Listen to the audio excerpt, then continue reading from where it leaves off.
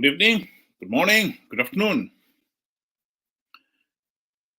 A couple of weeks ago, I had a discussion on this program talking about commenting on the overtures from Zanu PF, where Zanu PF members had staged a demonstration, public demonstration at an occasion when Mnangagwa was giving a speech, and in which they started chanting, Mnangagwa will be here in 2030.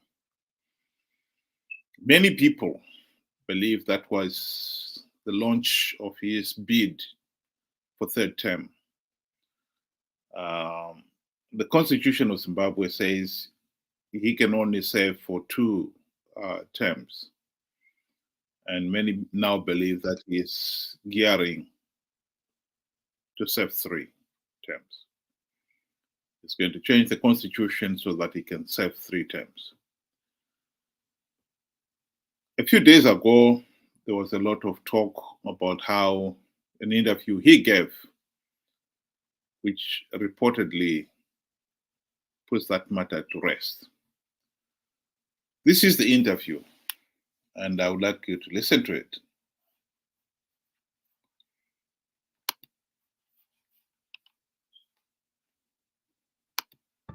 So we must be constitutional democracies like ours. Yeah. Still on that issue to do with presidential attendance, Your Excellency, there have been reports, people writing stories and so on, saying you are trying to seek for a third term.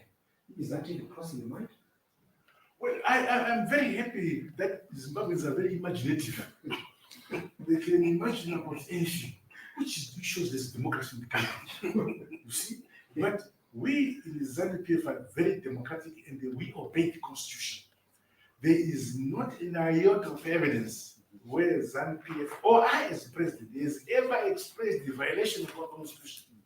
But to allow people to dream properly or widely, they will still wake up and they find things are working and the Constitution has changed. That was the interview.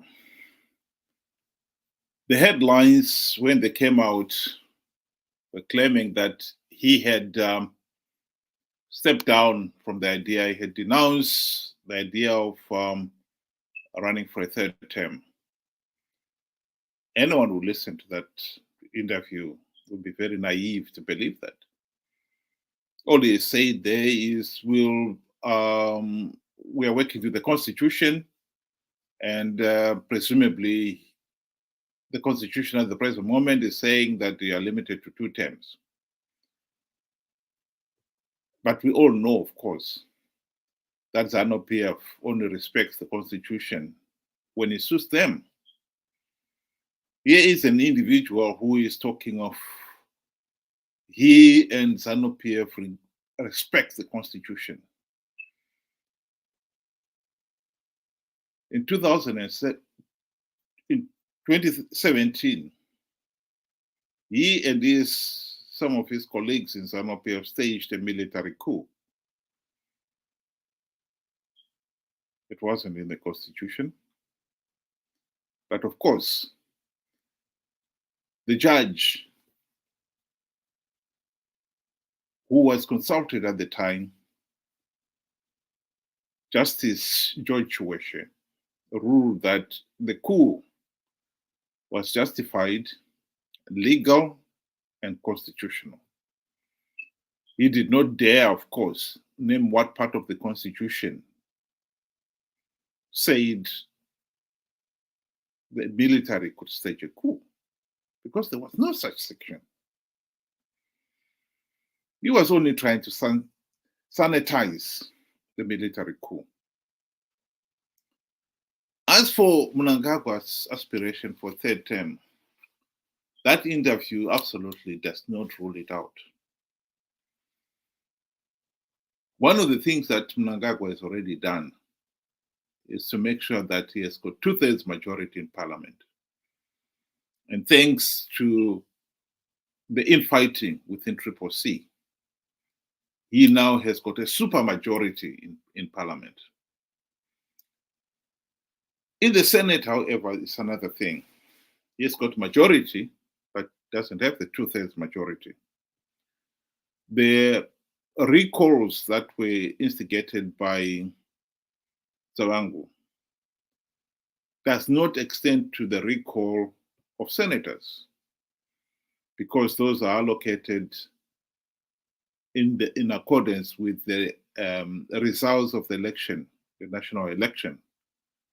And whichever proportion they are allocated then, if there should be any recalls, the party whose senator has been recalled can nominate somebody else. So there was no way he was going to achieve that. But even there, we know that he has got 18 senators.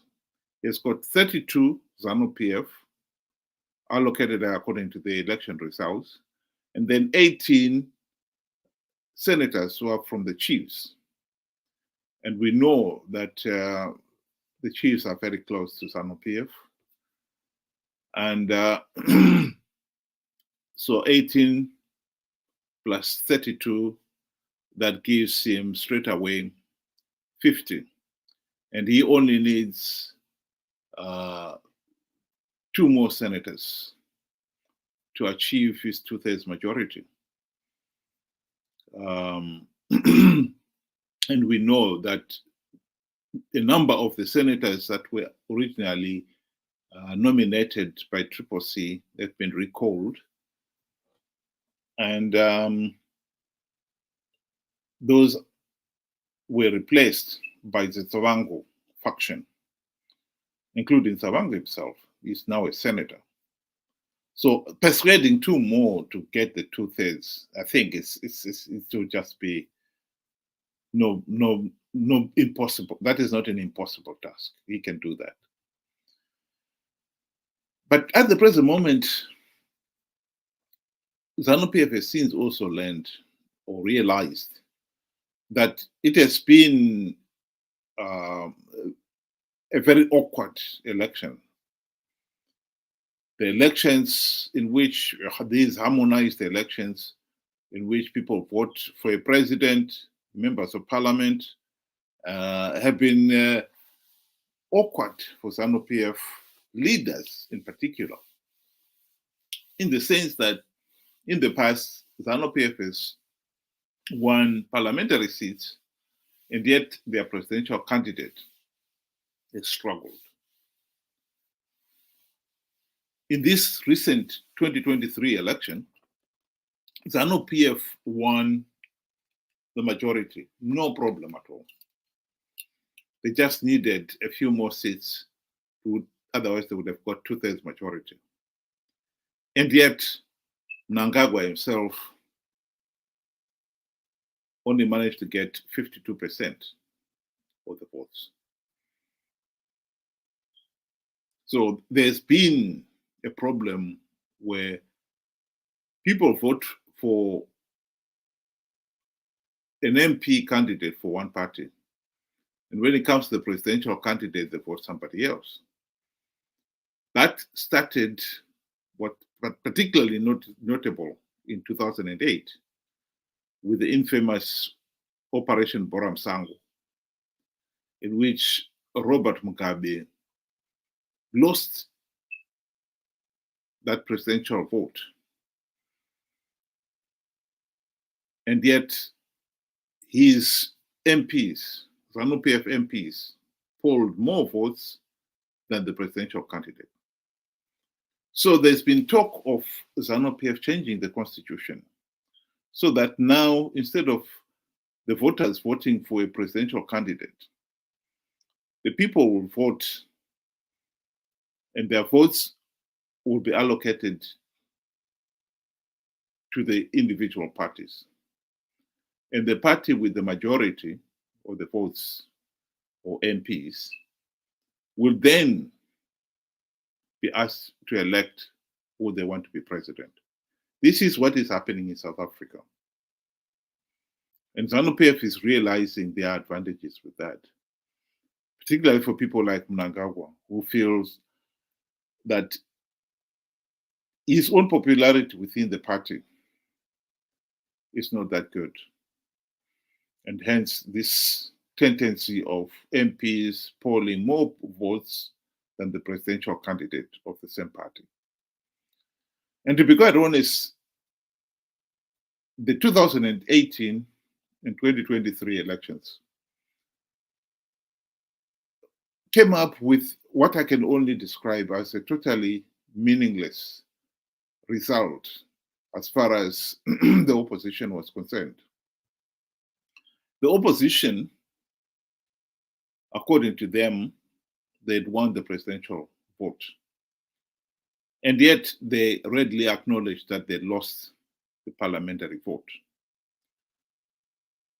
It is laughable that anyone would think that somebody like Nelson Chamisa could become a president of the country and run the country with a Zanu PF majority parliament, a Zanu PF controlled Senate, and as we know, the civil service, the army, the police, and so forth are all pro-Zanu PF. To think that you could successfully run a government under those conditions is, to say the least, naive. So this issue of changing the constitution so that the winning party then gets to elect who they want to be president is a change that, in my view, can only bring greater political stability. And I can see a situation where Mnangagwa, with his 2/3 majority, can work towards that end. The present system, if he wanted to contest for a third term, he will have to change the constitution. Yes, like I said, it's got 2/3 majority, both in parliament, and I think he can easily achieve it in the Senate. But according to the constitution, he will have to have a referendum too, in which the people will have to agree to that change of the constitution.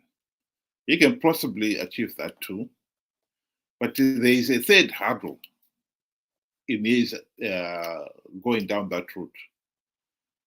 The constitution at the present moment says the change of that nature of the constitution, i.e. in this particular case, scrapping the requirement that a presidential candidate must serve a maximum of 2 terms. The constitution says, yes, even if that is all approved by the 2/3 majority in parliament and then in a referendum,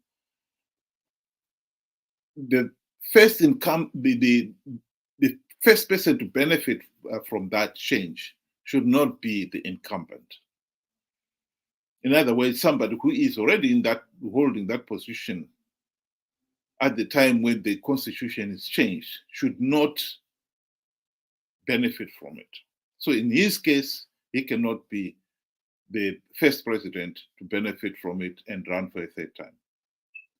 So there is those 3 hurdles for him to clear. However, if he was to go down the route of changing the constitution so that from now on, the people elect their members of parliament, and whichever party has got the majority in parliament can then elect who should be president, as is the case in Malawi. Then I am not a lawyer, but my understanding of that would be that you would not need to have a referendum or anything, because that is now a totally different political system. The party elects whoever they want to be leader. And I don't see how the national constitution can say, well, the party should not be allowed to elect the same candidate to serve 2 successive terms. I'm not a lawyer, but I don't think that is how the law would want to be interpreted. So in this particular case, he can still achieve his ambition to serve a 3rd term. And there are some who have listened to this interview and have come up with headlines that are misleading, to say the least. That Mnangagwa says he has given up on his ambition to serve a 3rd term. That is totally wrong.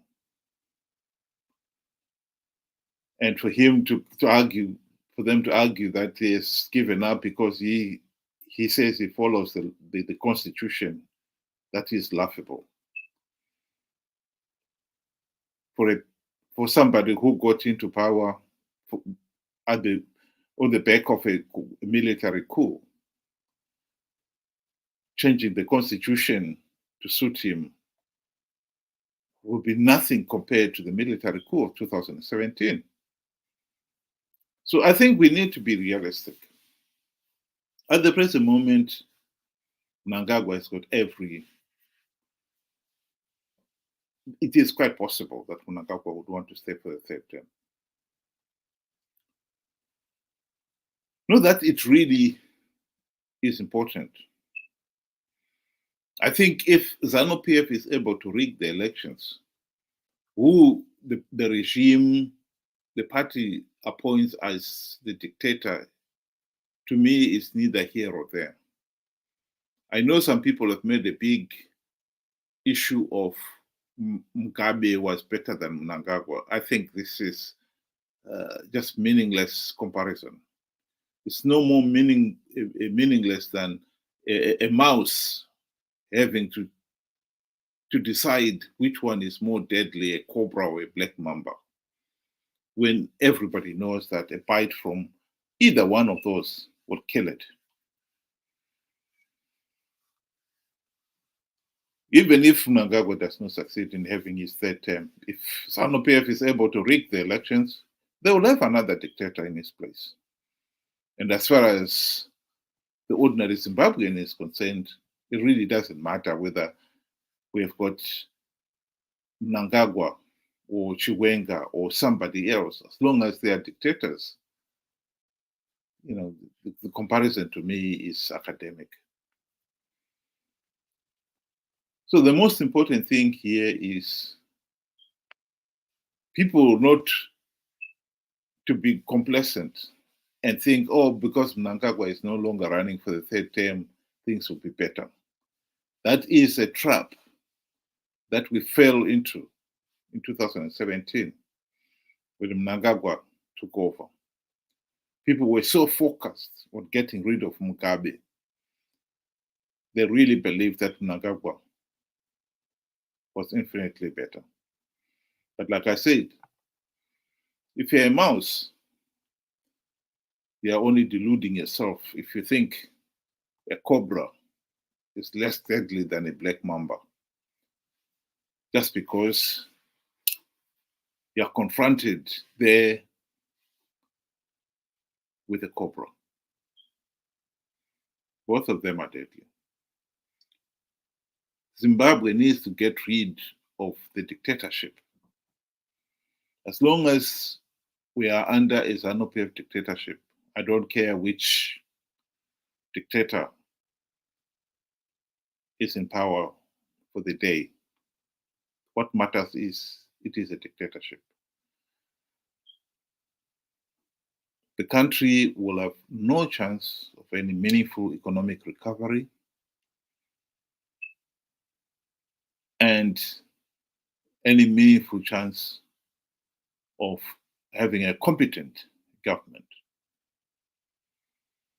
Zimbabwe is already in a serious economic and political mess, and we really need to seriously start looking into this matter with the sense of urgency the matter demands.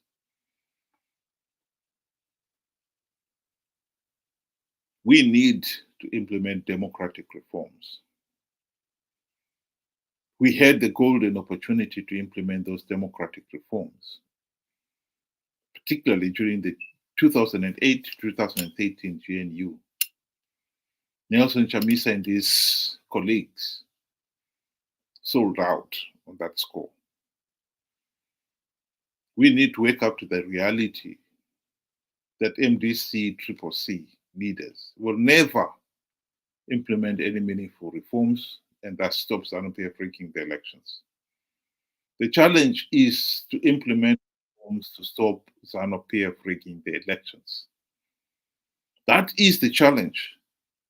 And we are not going to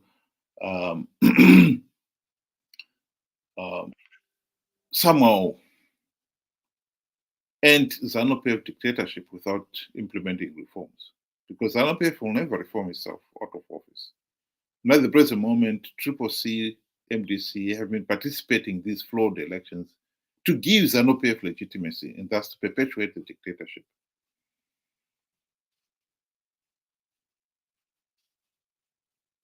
After 32 years without even a token democratic reform implemented, we really need to realize, open our eyes and realize that we have got an opposition party that is not up to the task.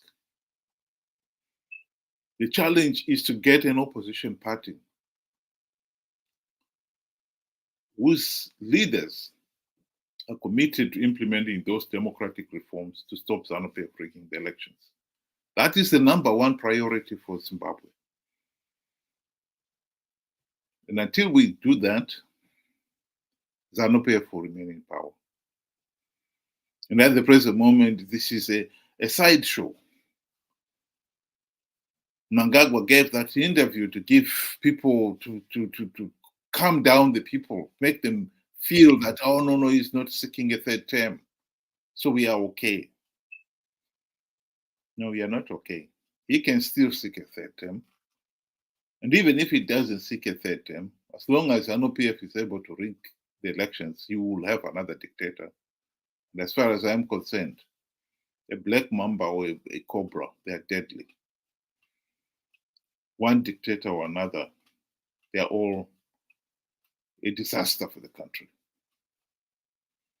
We need to wake up, open our eyes, and realize that change is going to come from us, the people, realizing that we need those reforms to be implemented.